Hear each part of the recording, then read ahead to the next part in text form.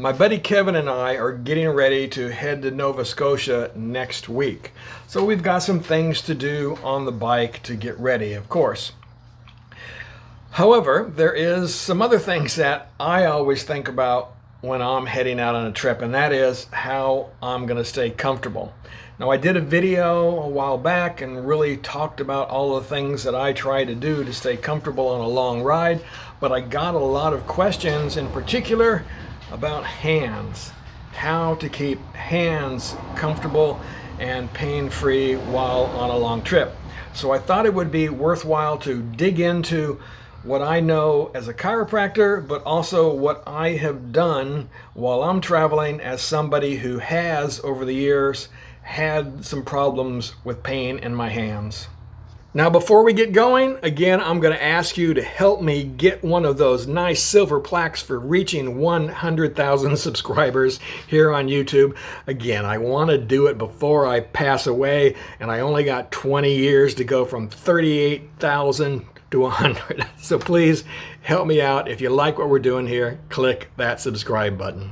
Now, of course, at 65 years old, I've got a lifetime of using my hands just like most of you do. I worked in construction when I was younger. Again, a lot of working with my hands. I was in the martial arts, beating my hands into bags and people sometimes. I also was a weightlifter, lifting weights pretty much since I was 15 years old, and I still continue to do it today. In addition, I was a chiropractor and really using my hands to manipulate spines and other joints. And then after that, I was a computer programmer, again, doing a lot of things with my hands, and the keyboard. And the biggest thing that caused me hand problems was more than 20 years of riding bicycles. In fact, when I decided to get back into motorcycling, I was a little concerned because of my experience with bicycles on how my hands would do. Given that I know I have a predisposition to having problems with my hands, I always make sure that when I get a new bike, I have it set up properly so that I can ride in a relaxed posture. I want to have my neck aligned, my shoulders aligned, with my hips. I'm sitting up relatively straight, and that I can relax my shoulders and relax my elbows and hands. If I have to do this, turning my shoulders up, locking my elbows and bringing my head forward, well, that's just going to lead to problems not only in my neck and shoulders, but also with my hands. So again, I make sure that I have a nice neutral position with relaxed arms, shoulders, and neck. And the reason that that is so important is because hand problems can actually come from a number of different places. Your neck, the nerves that exit your neck, it can occur at the elbow joint, Impingements or imbalances in muscle strength can lead to problems with the nerves, and then again, hand pain. And of course, problems at the wrist, things like carpal tunnel syndrome or overuse syndrome.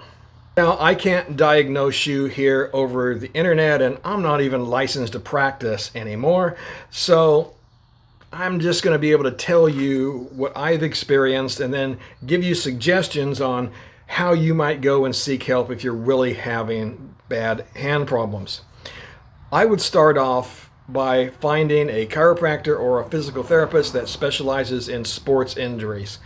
They really understand the biomechanics of the extremities and what can go wrong and how to correct it. So again, that is where I would start if you're having severe problems. The things that I've done to achieve that neutral riding posture that I was talking about are to move my handlebars up and back. I've done that on pretty much, almost every bike that I've owned. I didn't have to do it on the BMW, and I didn't have to do it on the Victory Vision, but all of the other bikes, my Super Tenere, my WR250, this Triumph Tiger 1200, I've always had to make some kind of accommodation in order to get that neutral riding position. And again, for me, that's moving the handlebars up and back. Now, on this bike, there is a little bit of a buzz that is naturally in the 2023 Tiger 1200s. A lot of people didn't like that. It didn't really bother me a ton. It doesn't give me numbness or anything like that. But while I was headed towards Alaska, I decided to go ahead and make one additional change, again, to help me, because I knew it was going to be a long time on the bike.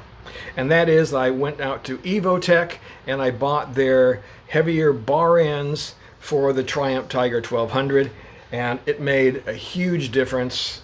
The vibration is pretty much eliminated. At least I don't really notice it much at all. Now, how much you were bothered by vibration, well, that's very individual. For me, like I said, it didn't really bother me much. What really bothered me was pressure on my hands, right? So that's what I try to avoid personally. But for other people, if you have carpal tunnel, something like that, then that vibration can really give you fits. So again, this is an individual thing. As I mentioned in another video, the glove that I wear also makes a big difference. I have a really nice protective adventure glove like this one here. This is a Climb adventure glove. But the problem is, with this really heavy glove, it does not allow me to relax my hands very well. So I'm always in this slight curve, this pre-curved position. Right? I guess it's there to help you grab the bar, but again, for me, I need to be able to stretch my hands out and really relax them. So I've ended up going with lighter gloves, right, to help prevent like numbness in my thumb and my first finger. So two gloves that I have used that help my hands a great deal. This is the Climb Dakar glove. It's an off-road or adventure glove made primarily, when you're riding in the dirt and so forth. But I do wear this sometimes as a summer glove when I'm traveling. Again, it just helps keep my hands relaxed and feeling good. And yes, I know that I'm giving up some protection here, but it's between being protected in case I go down and being in pain all of the time. Guess what I'm going to choose? But the glove that I'm using now primarily is this one. This is that AEROSTICH deerskin glove that I've talked about before. And the reason I love it is because it's just so nice and soft and comfortable. And again, it allows me to open that hand up and keep it relaxed. Right? And also it does give me a little bit of slide protection just in case. So I'll say this again. Yes, I know that I'm giving up some protection, right, when I don't go with a glove that has carbon fiber knuckles and extra padding and so forth on the palms and yada yada. But again, they hurt me. They cause my hands to go numb, and particularly my thumb and first finger. So I'm not going to wear them, right? I'm going to give up a little bit of protection, right, so that I'm staying comfortable and pain-free. It's just that simple. Because if I hurt, then I'm not going to ride. And talking about keeping your hands relaxed, that's where we're going to get into how you set your controls up. Because I know, especially on these big adventure bikes, there's a lot of discussion out there online about turning your controls downward so that you have a relaxed position when you're standing on the bike. And that's great if you do most of your riding off-road and you're standing a lot. But most people who have these bikes like me here, we only ride off-road maybe 10% of the time. So I'm better off setting my controls up for road riding that I do a lot more often. So the key here is to set your control so that your wrist stays straight, right? You don't want your controls to cause you to have to bend that wrist forward and grab, right, as you work your controls, and you don't want it to cause you to extend either. You want the wrist to stay flat as possible. So even when I'm going through a set of curves, I want to stay as relaxed as I can. Keep my hands relaxed, keep my shoulders relaxed. I might bring my elbows out a little bit to get me a little bit more control, but for the most part, I'm going to try to stay as relaxed as I possibly can. Now, luckily, I haven't had to go to the extent of getting some wrist braces while I'm riding my motorcycle. But while I was riding the bicycle, I did. I used to use some wraps to keep my radius and ulna pinched together to try to help me eliminate a little bit of pain.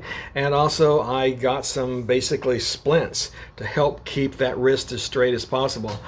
And while those things helped for a while, eventually all of the riding and the pressure caught up with me, and I ended up having to give it up. I went to recumbent bicycles for a while, and that helped greatly, but then I discovered motorcycling and ended up getting out of it completely. Now, the last thing we're going to talk about is something that I do quite often while I'm riding, just for a couple of seconds, maybe when I get off of the bike, right, or at night when I'm in my room, and that is stretch my hands out. Right? Now, what I want to do is I want to stretch those muscles that flex the fingers, right, and flex the wrist. Because as human beings, that's what we do most of the time. We're constantly grabbing things and curling them into ourselves. That's what we do on the motorcycle and working, right, all of those controls. So I want to stretch those things out. I want to stretch my fingers. I want to stretch my forearms. All right, so what I'll do is I just take my fingers and I press them together like this, and I feel that stretch, and then I bring my palms in, and then I bring the hands down slightly, right, and then I really feel the stretch in there. So, and again, it just takes a couple of times. You just press, and then down, and then again, and down, and then I'll just do that a few times a day, again, as I'm riding, and again, it really helps to keep my hands relaxed. All right, so I think that covers it. That's what I do to keep my hands in good shape and keep them comfortable on a long trip. And again, I have little aches and pains, here and there, but doing all of these things, remembering to keep myself relaxed is the biggest thing. Don't let those shoulders come up or the elbows come up. Keep them relaxed. Keep the hands relaxed. Oh, here's one. I use the cruise control a lot, right? Because that allows me to change my hand position more easily, maybe use one hand for a while, put the other hand down by my side, again, switch it up. So if I'm on a road that allows me to do so, like on the way to Alaska, for example, I'm on a lot of really lonely roads up there going on the Alcan Highway. So I just turn the cruise control on and let it go, right? You're not going to run into many cars or anything, so it was really no big deal, and just it lets me relax that way. Definitely also do that when I'm on the highway. Cruise control. It's one of my requirements for a touring bike is an electronic cruise control. Now, as I said, if you are really having problems with numbness or tingling, pain in your hands and in your wrists, well, definitely go and seek professional help. Find a chiropractor, find a physical therapist that specializes in sports injuries and can help you figure out how to alleviate that problem for yourself. I mean, and sometimes, more drastic measures are required, such as surgery, right? It really depends. It's an individual thing. I always try to find non-surgical ways to do things, strengthening, stretching, changing position. That's always my first inclination.